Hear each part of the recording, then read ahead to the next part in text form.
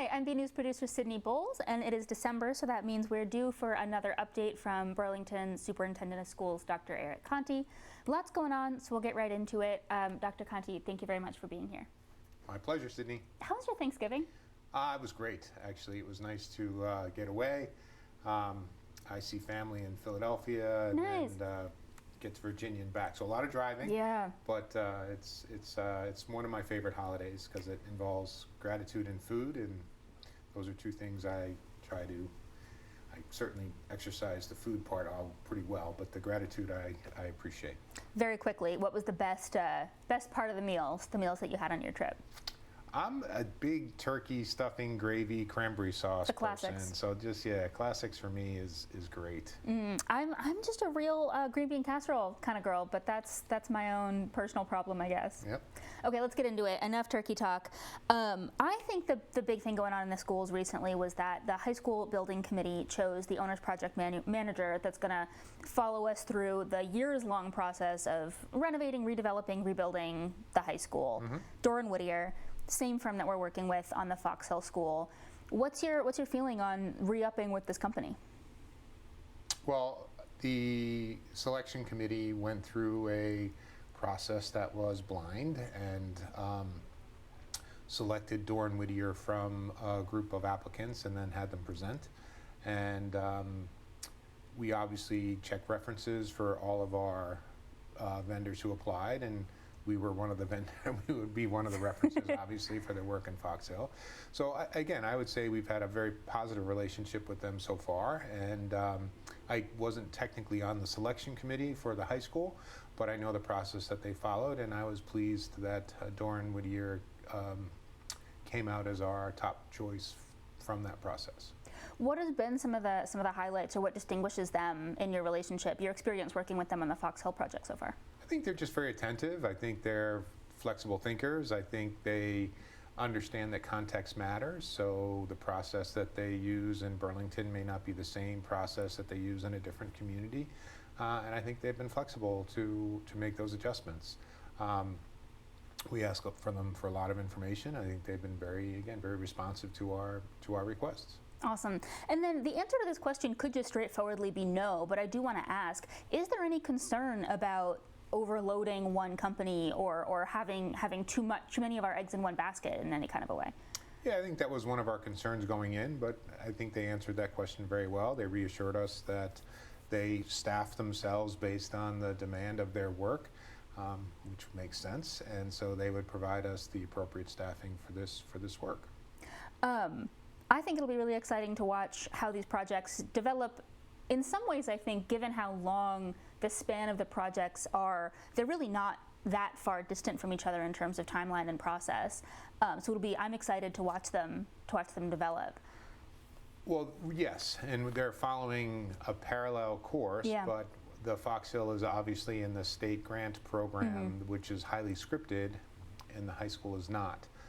We're still trying to follow the state process as closely as we can, but there are some timelines that we could not follow, or we don't need to wait for the state building authority board approval, which adds time to the grant process. So we have a lot more flexibility on this particular, on the high school itself, but we'll see how the conversations go. It's also a much more complex building and larger building, and so the site is more complex. So I'm excited to get started. Though we have a meeting tonight. So. Really? Okay, that's exciting. Yeah. So I'm just trying to refresh my own memory here. The next step for the Fox Hill Building Committee is that committee is sending in the schematic design, and that's how many stories it's going to be and where on the site it's going to be, pretty like immediately, essentially now, right? Yep. What's the next step for the high school project? High school project is going to be putting out a bid for a designer, which is what the owner's project manager does, and then would be working with the owner's project manager designer team, like we are currently doing at Fox Hill, for them to look at the site, look at our enrollment, figure out whether we renovate, add on, tear down, rebuild, what all those options are. I feel like I'm about to ask you another question to which the answer is going to be I don't know, I can't tell you that, but I'm going to ask anyway.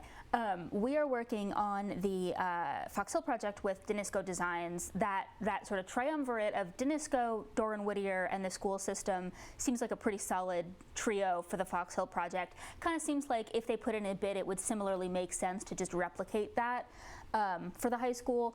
Is that part of your thinking as well, or is that something that you just can't even speculate on at this point? I don't speculate. It's a separate process. Danisco may not be interested. They may not have the bandwidth for another project. They may be too busy. They may want to add folks. I can't speak for them. I've been pleased with their work at Fox Hill. I hope they apply. The more applicants we have, the more selective that we can be. But they'll have to go through a process like every other designer. But as I've said, I've been very pleased with their responsiveness and their work. Awesome. How much of your time is all this stuff taken up? Is this like 50% of your week, 20% of your week?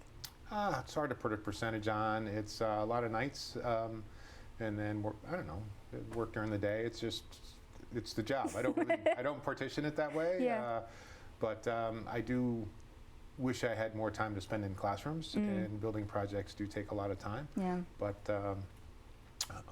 they're also exciting and they're needed, and so I think that it's important for us to try to create the best learning spaces that we can. And I always state this is what's most important, though, is the quality of the educator that's in front of the kids, and so that's always my priority. All right. Transitioning a little bit, we are speaking in the very tail end of November, heading into December. I am curious what it looks like for you this time of year to start thinking about the winter season, whether that's snow days, whether that's like sanding and salting and bus weather stuff. What are you thinking about going into the winter season? Budget really starts. So it's not roads, it's budgets for you. Again, it's both and, right? So the funny story I have is we met last Monday with a group of us because we have a new messaging system. And part of the messaging system are the emergency messages that would come with a snow day. And because it's a new system that automatically translates, we're reaching more families. We wanted to do a test of the system sometime before snow was predicted. So this week we were going to try to schedule a test.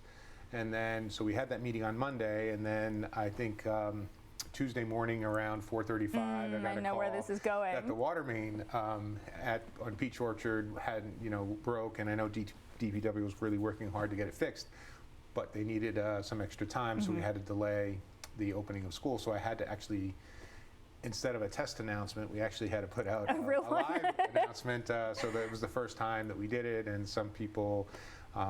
Most people got the message, some didn't. We had to sort of recheck that, but we'll probably, we talked about doing another test prior to the start of snow. So as long as that system's in place, then I am, again, one of the things I can't control is the weather, obviously, so we'll see how that goes, but really wanting to try to get in as many school days as we can. And I'm always thinking about the end of the year, and I don't take those cancellations lightly. And I've done, people sort of know my tendencies now, and so I don't. I'm new here. What are your tendencies? I try to have school when we can. When you can, okay. So that's we live in New England. Yeah. It's going to snow. Yeah. We have to dress warmly and be prepared. So that's I'm not going to get too bent out of shape. There you go. When snow falls. Well, I don't know what to believe, but I heard the Farmer's Almanac and the old Farmer's Almanac are warning for lots of snow this year. So I'm getting my shovel ready. Like I said, I'll worry about it when the time comes, and try not to worry about the things I can't control. Yeah. Okay. Other winter things. We're coming up on winter sports season. For school sports. What are you looking forward to? Well, it's really wrestling season. The other sports are sort of secondary. Okay. But besides that, I think it's an exciting time. So the fall season ended well, and ending well for me meant the kids, I think, all had a great sort of experience. I think the coaches and kids represented the school, the community, their families really well. And so I hope that carries through to winter. I think this community does a wonderful job by not charging athletic fees. We have lots of participation in the winter. We might have 400 or 500 students participating after-school activities, including athletics, which is always such a great thing. So, no, I enjoy all the seasons, and I think that yesterday, first day back, I already saw kids running in the hall, so they're back at it. So it's it's an exciting time, and I'll try to attend as many events as I can. That's great.